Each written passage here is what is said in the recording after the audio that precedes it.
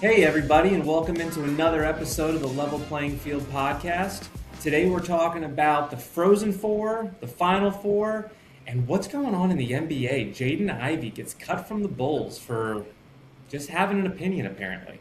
So that's where we're going to start today. Let's start off with the most recent thing here. Let's start with the Final Four. The Final Four is full intact this weekend. We got Michigan, Arizona, Illinois, and Connecticut. Dennis, talk to me. I will tell you, Andrew, it's the poster child, man. It's the poster child of everything we've been talking about, not just in the college basketball, but also in the hockey, in the Frozen Four. I mean, we have a matchup right now with two Cinderella teams, really, but to the average, to me and you, they're Cinderella teams, but to the hockey fans, they're not. I mean, Denver and Duluth, man, they've been taking numbers, and they've been doing it the old-fashioned way, Andrew, okay? They've been doing it with hard work and with a bunch of tough American athletes that are playing on their hockey team, So if you look at, of course, Penn State fell to Duluth.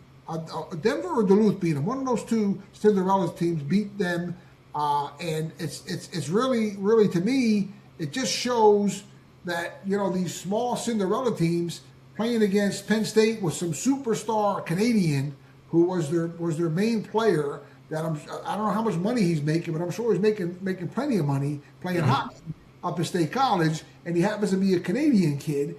So what is going on in State College as far as athletics in general? It's very mind-boggling to me that a little school like Denver and Duluth are in the Frozen Four, and here's Penn State. They made it there last year, but they're not there this year. And last year they had a Russian goalie, and this year they have a Canadian lead player that's making money. But here's little Duluth and little Denver, right? I mean, beat Michigan State. They beat Michigan State. Michigan State's loaded with guys. I mean, loaded with all these foreigners from Europe. And from Canada, mostly all professional players, Andrew, like we were talking about.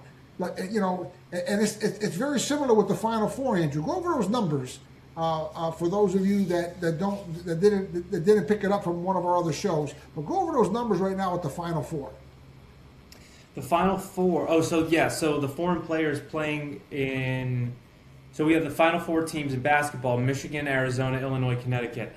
Out of that, 22 players total, which totals for about 37% of the players in the Final Four are foreign-based players. A lot of them which played professionally in Europe, as well as on the national teams over there.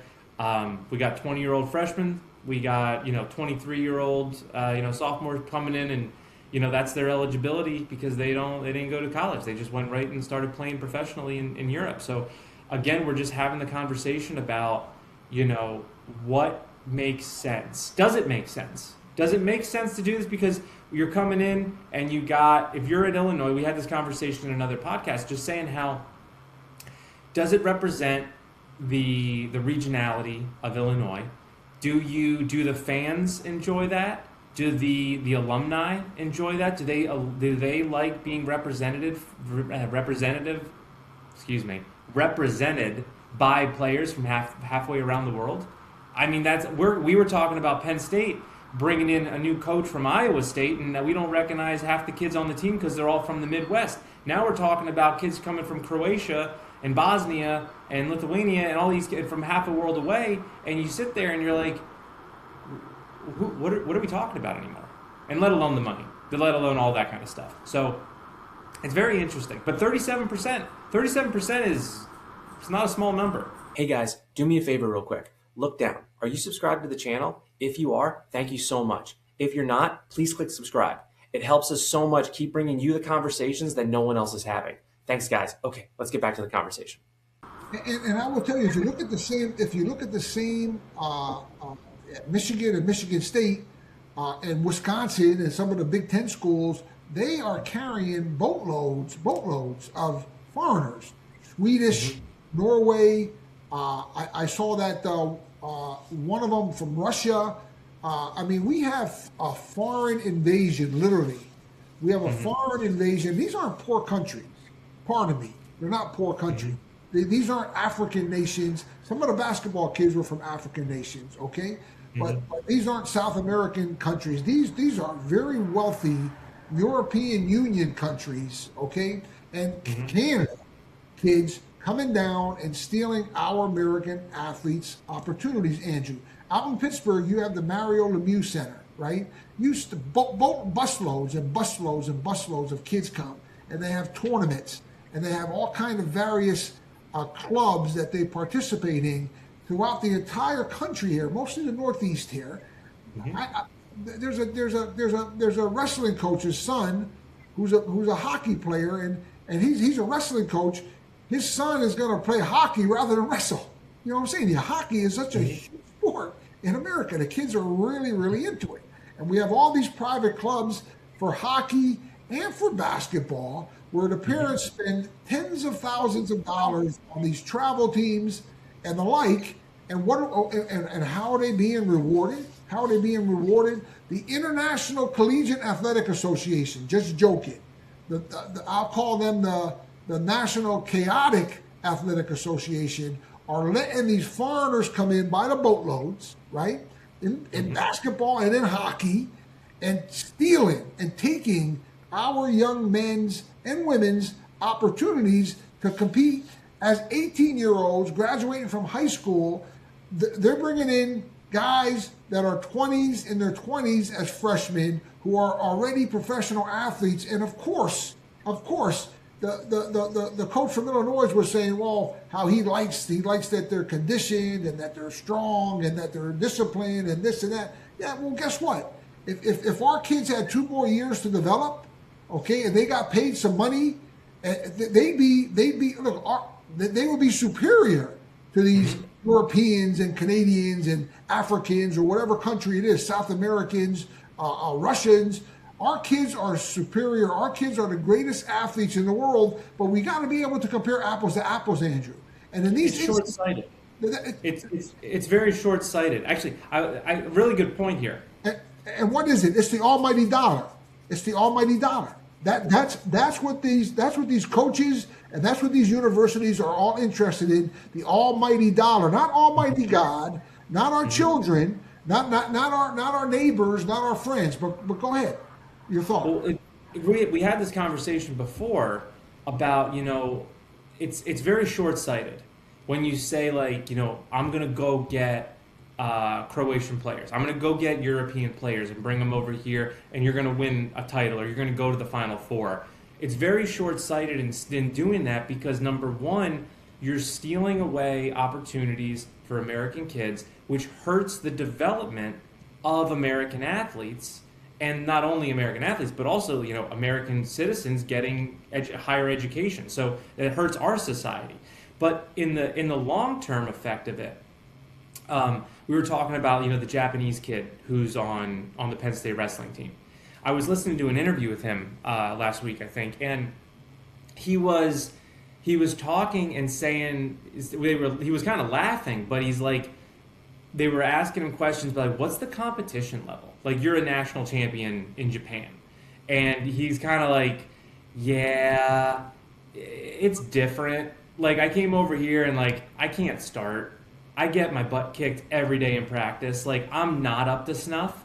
And that's fine. And that's, like, good. He, like, acknowledges it. But, like, that's the matter of fact, the way it is that if you're a national champion in Japan, you are not a starter in America. Where same we're watching same age. No, he was 18, so that lines up. So, but then you look at it, and you got Jax Forrest, who goes.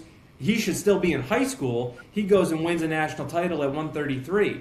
So you look at it. Okay, that's a perfect example of the development isn't fair or isn't lined up. So if you take that and you extrapolate it out, and you say, okay, they brought over this kid from Japan. He goes and he takes what he learns and he goes back over there. He, does his thing. Obviously, he goes back to Japan, dominates, goes into world championships, goes into the Olympics. He raises the stature of Japan, gets more people, the training, all that kind of stuff, grows the game in Japan.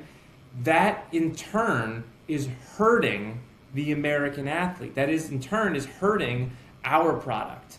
And when it comes down to it, it's like, what are you trying to do? Are you trying to help, hurt, or do you not care at all and you're just in it to win right now? Because that's what it is. Right now, you're in it to win, you're in it to get paid, and you don't care what the ramifications are. Because if you extrapolate it down the line, it's not good for anybody. It's so short-sighted because it's happening in all the sports, especially in track and field too. What happens now? What's happening? Exactly what you just said, right? We just had the Winter Olympics, right? And America won their first gold medal since the 1980 Miracle Team, right? 46 years, 46 years, and getting back to the Frozen Four. Probably it's not as bad as basketball right now. There's definitely 20%, somewhere in the 20% range of foreign athletes playing for Michigan, Wisconsin, Duluth, and Denver, right? Minnesota, Duluth. But if you look, if you look at exactly the example that Andrew made, we are paying our money. Our alumni and our federal government are paying money to train foreigners who are going to come back and be our enemies in the Olympics and steal our medals from us and beat us in a different field. And it's not right. It's just not right. And it needs to stop. Period, exclamation point, because it's not the International Collegiate Athletic Association. It's the National Collegiate Athletic Association. And we, the people, we need to stand up, put our foot down, and say enough's enough. It's got to stop. There needs to be. Go ahead, Andrew. Go ahead. There's an interesting comparison because, anyone who in the comments or whatever is going to say, like, oh, like you don't want to compete against the best, you don't want to do this, you don't. It's not about that. It's not about that because, like what we just said, it's so short-sighted. So there's an example. So I don't know if anyone remembers like Tom's shoes. This is back maybe like 10, 15 years ago. Tom's Shoes was this great company, right? And they were like, if you buy a pair of shoes from us, we'll donate a pair to a African town in Africa where, they're impoverished, they don't have shoes, they don't have anything. We want to give it away. So you buy shoes from us, it might be a little bit more expensive, but we're going to donate a pair of shoes. Well, if you go to Africa and you talk to the people in those towns, they hate that. Because number one, it destroys their economy.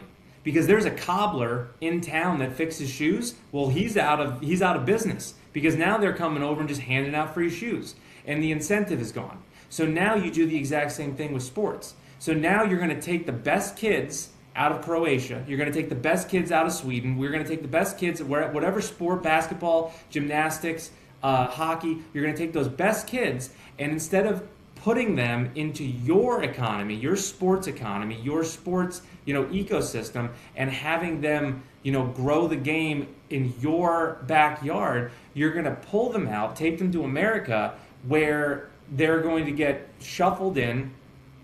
A handful will, rise to the top because that's always the way it goes, especially if they're older. Especially if you put a 23-year-old versus an 18-year-old, yeah, they're probably going to rise to the top. But the point being is that you can grow where you're planted, or you can bloom where you're planted.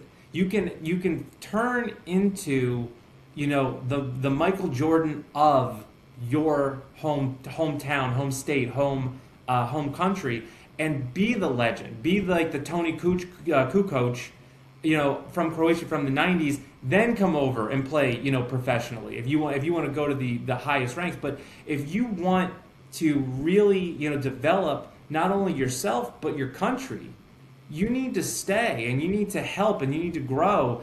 Don't, leave for greener pastures because it's not helping anybody. It's not going to help you. It's not going to help your country. It's not going to help the people in America because now we're being, our opportunities are being taken away.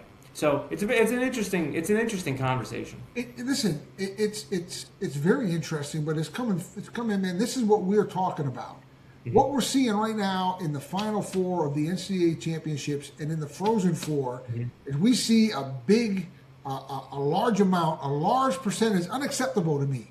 Really unacceptable to any American athlete, current, former, and in between. Okay, and it shouldn't be acceptable to any university or any fans of any sort that this is occurring. I mean, to take 25, 20, 30%, whatever the number is, 40% in that range, 20 to 40% in that range, and say, we just arbitrarily gave these foreigners scholarships to come and take our American athletes' opportunities that are only 18 years old. Okay, that is so wrong. How can you say that's okay? That a 22, 23-year-old, even that punter from Australia at Indiana was 30 years old. How can you take a 30-year-old punter from Australia and compare him to a 17 or 18 or 19-year-old punter in America and say, oh, we're going to give him a scholarship before we're going to? Of course you're going to. If your only goal is to win and your only goal is to be successful and have money trickle in to your university because you won a national championship. And I'm going to still reach out to Curt Signetti. You're going to help me write a letter this week, and I'm going to really take a shot at him. What a tremendous thing he put together out of Indiana. But we're seeing the same thing now in the NCAA basketball, right? I know I'm going to be cheering for Michigan because they only have 3 foreigners on their team, right? I mean, Illinois has 5 that are main players playing. And then going into the Frozen Four, you got to cheer for Minnesota, Duluth, and you got to cheer for Denver because they're a bunch of mostly local, like Minnesota, Duluth. They have the majority of their team are from Minnesota. Isn't that awesome? Minnesota Duluth. I just looked this up. Minnesota Duluth's undergraduate students, 7,300, 7,000 kids. That's awesome. Going up against Wisconsin and Michigan. That's awesome. That's awesome. And they're playing with local kids. They're doing it. They're doing it with Minnesota kids and northeastern kids and Denver the same. They're doing it mostly with American kids, which is awesome. And that's what we want to cheer for. Now, Michigan, Wisconsin, they got a boatload of Canadians and people from Europe and the like. So we always cheer for the underdog. That's America. We always cheer for the underdog, but they're doing it with American kids. Same with Army and Navy. They had tremendous football seasons this year. They're doing it with American kids, right? And as you look at the wrestling at Penn State, those are American kids. They brought a Japanese kid in that was a world champion. He can't even start. It's comical. You hear what I'm saying to you? So if you compare apples to apples, the American athletes are superior to any athletes in the world. And what we're doing by bringing in these foreigners, they're not only stealing our scholarships from our kids, we have 60 million. And listen, I'm going to be a broken record, and I want you all to hear me. We have 60 million youth athletes that compete every year, K through 12, in American athletics. We need more. More opportunities for our American athletes. And go into that, Andrew. Go into that.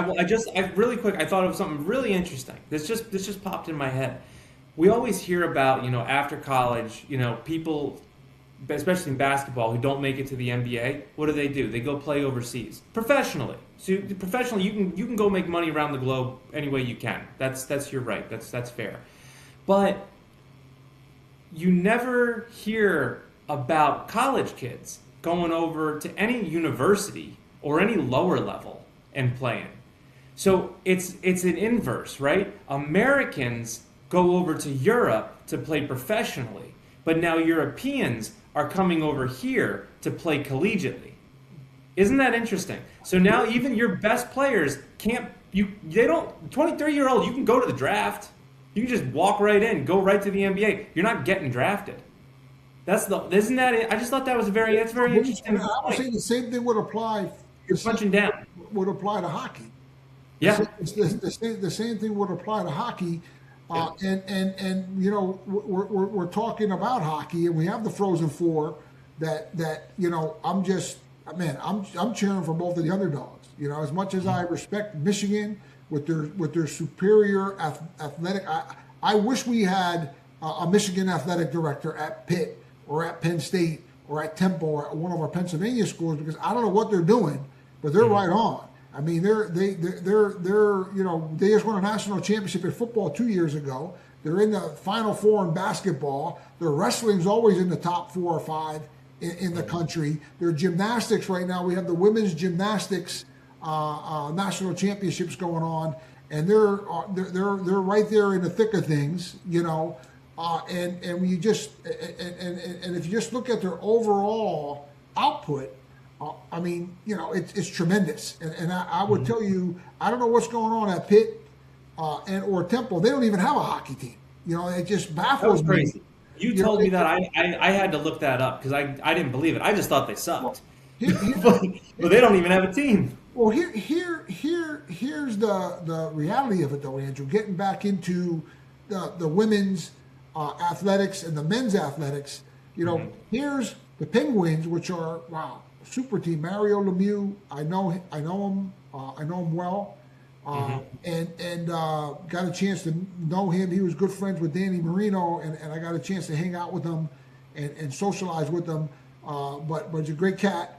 The Penguins are booming. The Flyers are booming. But here we are.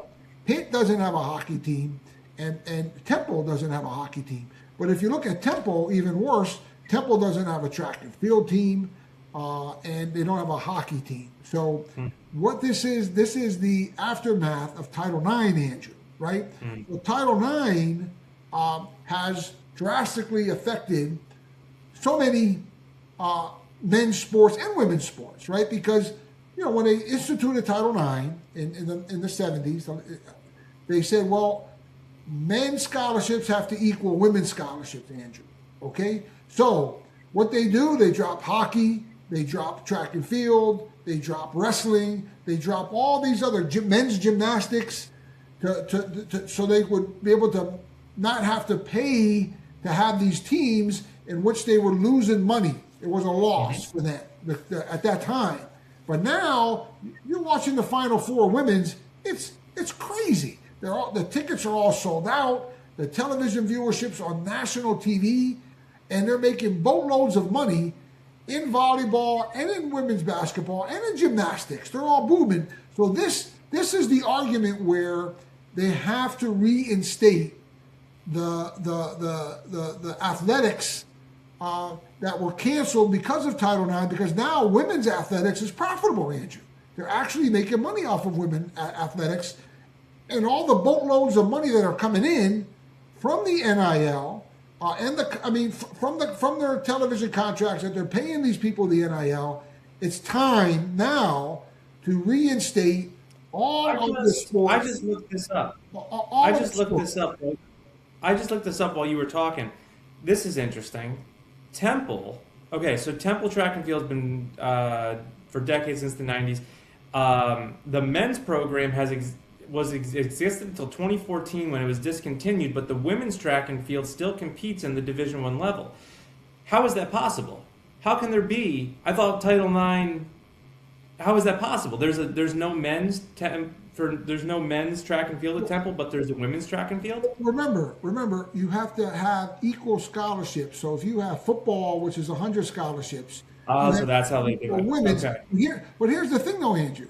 Not to have a hockey team is idiotic for Temple, because hockey is a profit generation sport. Philly and Pittsburgh are crazy for hockey. Crazy. Penn State drew 40,000 people to a hockey game against Michigan State. What did we look up? Penn State is the only Division I hockey team in Pennsylvania. The only other was Robert Morris, and they discontinued it, I think, a few years ago. So there's one. One. There's a small Division I. All right, guys, quick time out here to talk about our friends at RC Graphics. If you've ever coached or run a team, or you own a business, you already know this. Look good, feel good, play good. How you look matters. Jerseys, banners, signs, merch. If it looks rushed or cheap, people notice, and that's where our friends at RC Graphics come in. They're a family-run company dating back to 1991. And when you work with them, you're not getting bounced around or dealing with any online forums. You're going to talk to our guy, John, who's going to make sure that your order is perfect every time. They handle commercial offset printing, digital printing, signage, promotional products, custom apparel. Look at this hat. This is so high quality. This is amazing. Whatever you need, all the stuff that helps your organization look professional, they got it covered. The best programs don't cut corners, and RC Graphics doesn't either. They've been doing it the right way for over 30 years, and it shows in the final product. So if you need any printing done, call RC Graphics. They got you covered. All right, let's get back to the show. Double A school, but the point is, That's my point. Yeah, it's nothing. Robert Morris is nothing. It has to be overhauled. I mean, these athletic departments are dumb. Okay, they are just dumb. Hockey is a profit-generating sport.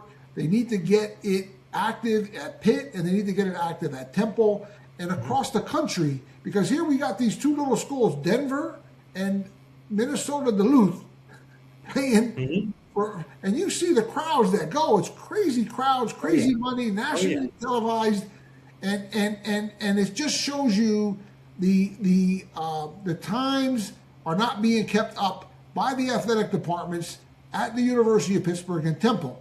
I commend Penn State for having a super program. Last year they were in the Frozen Four, but this year they're not. So I truly feel, look, they need, their main goal up at State College was to replicate Ohio State and Michigan. They wanted to be, so they fired Franklin because he wasn't getting them there. So, but in the interim, they need to fire all their coaches because none of them are getting them there. I mean, I believe it might be the athletic director. And we had this conversation last week, Andrew, on one of our shows that I don't know, maybe they're being forced to do this woke, these DEI hirings, and maybe that's what's holding back the athletic departments at the University of Pittsburgh and Penn State and Temple, because we have this governor of this state who's a woke, he's a woke animal. You understand? He's letting males compete against females. He's letting all kind of strange and unusual things occur.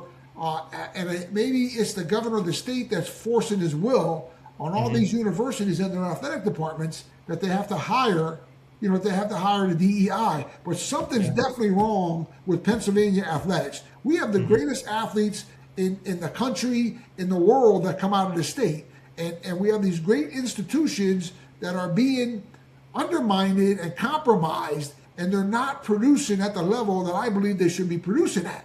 So from my perspective, I think we need an overhaul at Penn State, Pitt, and Temple, and something needs to happen. Look, we looked last week in the NCAA championships. Lehigh, Penn, and Villanova made it to the national championships in basketball, and now we're looking at hockey. Penn State, what do? They done nothing. They last year they were in the Frozen Four. This year they didn't even make. I think they've lost the first round to one of these smaller universities. So I truly feel, again, man, I'm a little biased. I'm a Pennsylvania boy, born and raised here, competed here, and stayed here for my college athletics. I beat Georgia. We beat Georgia when they had Herschel Walker as their running back, the number one ranked team in the country. We beat the Notre Dames. We beat them all, Andrew. You understand? At Penn State. So something is wrong with the makeup. And me personally, I say we fire all the athletic directors and some of the coaches and start from scratch and get this state's athletics back in place. But more importantly, we need to get rid of all these foreigners that are stealing our young athletes' opportunities in all the sports. And the national championship in basketball and the Frozen Four, the Final Four and the Frozen Four, is everything that Andrew and I have been speaking about. And it's up to you, the people, you, the Minutemen. We're in our 250th year, right? The Minutemen saved this country and made this country what it is today. That was us Pennsylvania warriors. The guys coming out of the woods and fighting the English and the Brits to bring us our independence. We need the same thing to happen in our athletics. We need you people to come forward and put your foot down and say, no more foreign athletes, no more men competing against women. You understand? And we need those 25,000 scholarships reinstated to our young athletes. It's not It's not the International Collegiate Athletic Association, Andrew. It's the National Collegiate Athletic Association. Yep. No, and I think in a final point here, it's very easy to hear something that we're saying, like in a clip or in a soundbite, and think like, oh, this is just wrapped up in like immigration and blah blah blah blah blah. We're not talking about people immigrating to America. We're talking about people who live in Europe, are based in Europe, and are getting scholarships in America. Their address is Germany. Their address is Croatia. We're not talking about people who are coming here, illegally, legally, doesn't matter. They're not coming here for that. They are on a student visa from Europe, from Africa, from anywhere else around the world, and it's all about the money. So they're earning money. To add to that, And they're earning money, which is a violation of the immigration status that they're coming in on, and they're violating the IRS codes, and it needs to be investigated. It needs. I've got a few connections, a few friends that I want to reach out to that are in coaching right now, and I want to ask them that question about like, how does that actually work? How does it actually work? Because there's some long-standing rules about getting paid as a student, an international student. So just because you got a ball in your hand, or because you run fast, is that magically just disappear? So it's very interesting conversation. We're not figuring it out today, but I would tell you, Andrew. With that being said, the NBA's doing it. Yep. Major League Baseball is doing it. You understand? They're bringing these guys in, and they're making boatloads of money, hundreds of millions of dollars, and they're skirting the same laws that all of us have to follow, and they're coming in and stealing jobs from our guys, and especially in the NBA. I mean, it's disgusting. In the NBA, you can do anything, Andrew. You can take drugs, you can smoke dope, fill your drug test, smoke dope in states where it's illegal, right? You can gamble. You can gamble and profess that, you fixed the game and not get suspended. But if you speak out in a conservative manner, about homosexuality, right? You get kicked off a team. All right, they just kick you right off a team. But if the same guy would have came out and says, well, I'm just want to announce that I'm gay, that I'm a homosexual, okay, they would have put a ribbon on him. They would have put a rainbow on him. And I think it's disgusting that they use the rainbow, because rainbows are beautiful. Okay, homosexuality isn't beautiful. It's a sin against God, just like he professed. Okay, and it's a free country, and he could say his piece. And what happens to him, Andrew? He gets booted off the franchise. He gets his income cut because he's a Christian and because he's a godly man, and he's only stating what the Holy Scriptures state. Okay, don't blame him. Don't blame him. A man by the name of Jesus said, a man shall leave his mother and father, and a woman leave her mother and father, and unite and become one. That's Jesus Christ that said that, okay? And he's professing that, and he just came out and said it. And what does he do? He loses his income.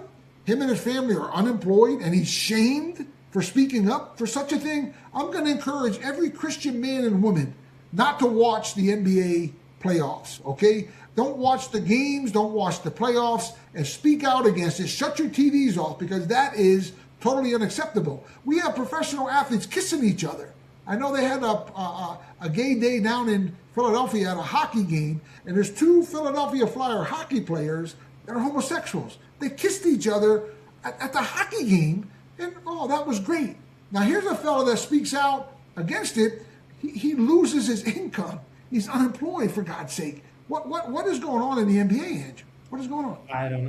I don't know, and it's a very slippery slope. It's a very slippery slope on top of it, because if you start monitoring, free speech has been under attack for years now, and this is just another notch in the belt of what are people allowed to say. If you're and I heard this, with the Jaden Ivey thing. I was listening to someone, break it down, and basically they're like, he got cut because he wasn't good enough. They had a reason to cut him, and if he was putting up 25 a night, he's not getting cut. And if he was putting up 25 a night and he beat his wife, he's not getting cut. If he's doing drugs, if he gets caught with unregistered weapons in the car, and they're gonna fix it. They're gonna fix it somehow. Gambling, if he's fixing games, if he's Fixing games, gambling and you're fixing gonna games, fix something, and it's gonna be okay. But oh, the he matter ain't of gonna fact do is anything. that he's not good enough, and they don't care. And the NBA, and just like we said about the NFL, they are so calculated. And if LeBron comes out and says something, they're like, he brings in a lot of money. He can kind of do whatever he wants. If Jaden Ivey comes out and says something, you're like, no, he's a mid-tier player. No one even knows who this guy is. Just you're next. You're done. It's not worth the headache for us in the league offices, and that's a shame. It's a real shame. Exactly. It's a shame, and it's besides the point, you know? It doesn't matter what he's talking about. It's the fact that he said something he believes, and he got fired for it. And that's not the problem. That's the problem. What has happened? What has happened to America? If you say something godly or something conservative or something, whatever you want to call it, right? Scripturally based, you're going to get fired. Oh my God! What a bad signal! And in the interim, they're the most disgusting group of professional athletes that you could even talk about. A bunch of potheads, drug users. Yeah. They smoke to get up, they smoke to go down. We had a show on this, Andrew. It's disgusting. Mm-hmm. And the NBA don't even test them anymore. They don't even test them. So you got these guys that are in violation of all the laws of the land, and you get a conservative basketball player to stand up and say something that's on his mind, and that he wants to talk about his faith. And he get fired. Now listen, don't watch one NBA playoff game. Don't support the NBA in any way, shape, or form. This is wrong, and it needs to be made right. And they need to make a statement that they've done wrong by this kid, not make an excuse. Oh, he wasn't good enough. Well, you're 3/4 of the way through the season. Now, for them to say, I mean, the playoffs are right around the corner for basketball. For them to say 3/4 of the way through the season, he's not good enough for the team. It's such a lie. On top of that, and he got fired for conduct detrimental to the team. That's the stamp on the pink slip. Conduct detrimental to the team. Beating your wife, that doesn't get it. Drugs, that doesn't get it. Gambling, that doesn't get it. But hey, you open your mouth and you say the wrong thing, conduct detrimental to the team. And he came out and he said he made a little post afterwards saying, I'm not sure how that's even applicable. I hope he sues them. I hope he sues the NBA, because if he's like, I'm not detrimental to the team. I wasn't talking about anybody on the team. I wasn't talking about any of my teammates. I wasn't talking about coaches. I didn't talk about the GM. I didn't talk about anybody in the organization. He's a blessing to the team. I would tell you, I guarantee you, what they should have done was given him a raise. They should have moved into a starting position because I don't know, the Bulls stink anymore, don't they? The Bulls aren't any good, are they? No. So their TV ratings would have went up watching the Bulls. But they fired the kid, and now they're going to go on the toilet drain where they deserve to go for firing a good young, real man, a real Christian for standing up for Christian values. And I would tell you that just disgusts me, Andrew. It really disgusts me. And we got to keep praying for our country. We got to keep praying for our government. We got to keep praying for our children. And Andrew and I are only trying to make it into a level playing field, guys. Level playing field, baby. That's it. We wanted to be a level playing field, and we appreciate you guys tuning in. And God bless you. Hey, don't listen. Don't be afraid to subscribe. We don't sell any information or any names. We just want to let you know that you guys are paying attention. So don't take the time to subscribe and check us out. We got some awesome websites. If you go to DennisAtiyeh.com, that's Dennis, ATIYEH.com. We have this awesome website called Answers by Jesus, right? Wow. It's such an awesome website. Any issue, any type of sin, alcohol to witchcraft, everything in between. If you have any questions, you punch a button and man, boom, the scriptures come out and make it real clear for you. And then we have another website in there too that'll just, man, it's dynamite stuff. that will really help you folks advance yourself spiritually. Please go to DennisAtia.com and check it out and read it. And most importantly, man, stay in prayer. Pray for our country. Pray for all those who persecute you for righteousness' sake.